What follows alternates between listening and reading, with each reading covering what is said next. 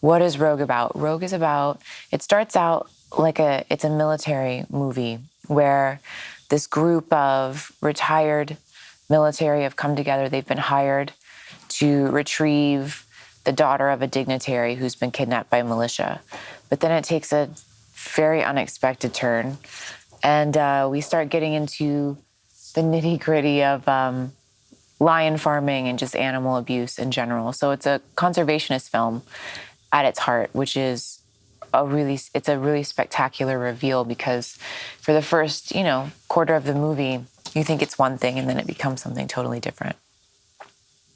Well, you have Sam, which is my character, and she's sort of she was like a type A overachiever. I think one of the only female rangers in existence. And then she's the team leader. We have Barassa, who's an English military.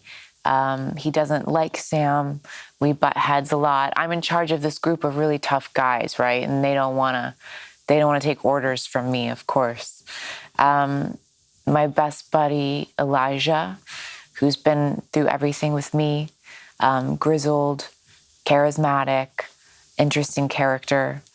We have Patah, who's a local that we've hired to help us infiltrate the camps. We have Joey, of course, Bo and Joey, who they're best friends. Bo ends up playing a lot of the comedic relief, and then Joey is just like a super charming boy next door type who's also a badass. So that's the core group. And then we also have the girls that we rescue from the camp. Yeah, Sam grew up, she went to military school, military academy, basic training, and then ended up successfully going through ranger selection. And she doesn't have a family. She's not married. She doesn't have, any distractions. This is sort of all she does. This has been her whole life, and she doesn't know how to do anything else. So even though she's retired, she's still working private, because I think that's the only time she really feels alive, is when she's at death's door. So that's Sam in a nutshell. I think I'm really opposite from Sam. Like, I'm really empathetic and sensitive and gentle. I cry all the time. So in those ways, like, I would never deal with anything in a violent, aggressive manner ever. So in those ways, we're opposites. But some similarities are, I can be, when I'm focused on something and want to achieve something, I can be a really hard worker. And I would say that's probably the only parallel between us. They're amazing actors. I'm so lucky to get to work with them. And we had a scene the other day. It's one of the more dramatic scenes in the movie, one of the more emotional scenes in the movie. And I didn't have a lot of dialogue in that scene, just a couple of lines. So I got to sit back and just observe how talented they all are. And I was like so moved. I was crying. My character's, of course, not supposed to ever cry because she doesn't have emotions.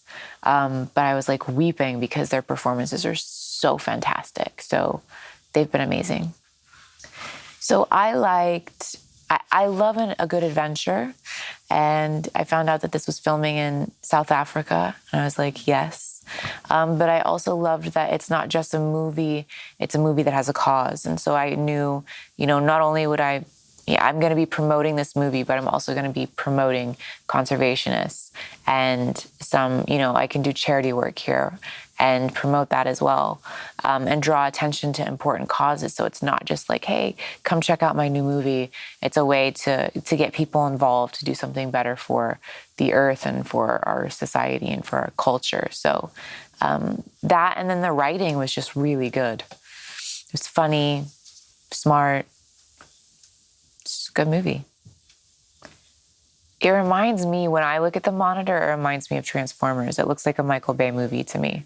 And I see myself, and I'm all tan and sweaty, and I'm like, it's Michaela Baines from Transformers. It's gorgeous. It's epic looking. it's fast-paced and sort of frenzied and chaotic. The way they capture the shots, the cinematography is amazing. It's got a great look, one of the best that I've seen on a monitor, like just before it's been edited. I'm sitting back going, it already looks amazing, and I'm just watching it on the monitor. So I've never worked with weapons before. And the first week, we were filming days, and it's obviously very hot in South Africa in the summer.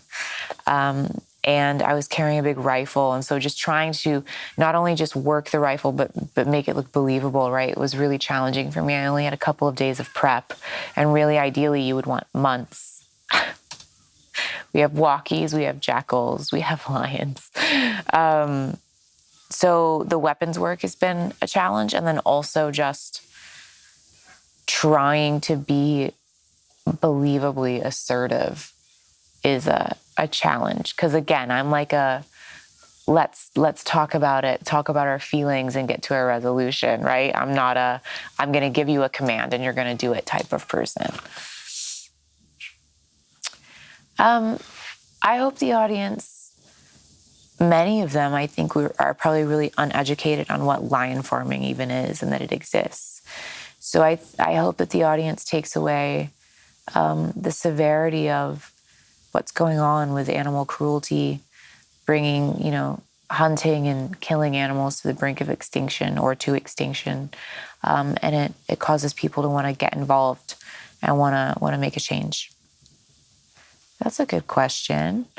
There's a scene that we're about to film that if we pull it off, I think is going to be a really great scene that's sort of reminiscent of a Jurassic Park scene where Sam gets stuck under a truck and the lion is basically hunting her like around and on top of the truck, and I'm trying to get out. And I think that'll be a great scene. And then also the scene I referenced earlier, an emotional scene where Pata reveals that he actually used to be a part of the militia.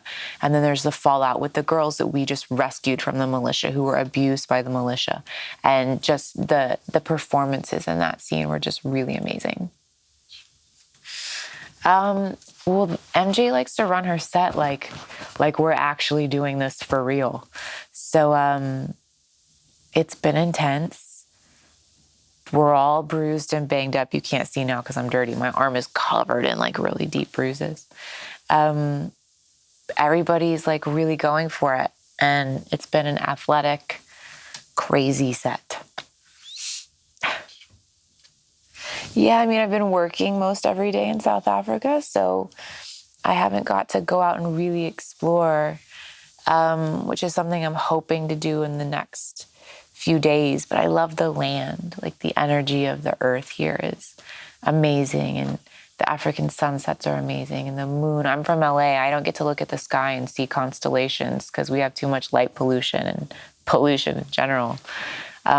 So for me, I've been really affected by just this area of the earth, and then the people here are really friendly and kind and generous.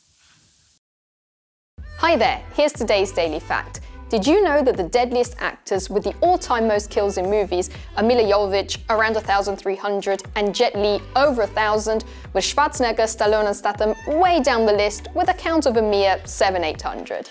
Remember to click below to subscribe or on the side for more great content.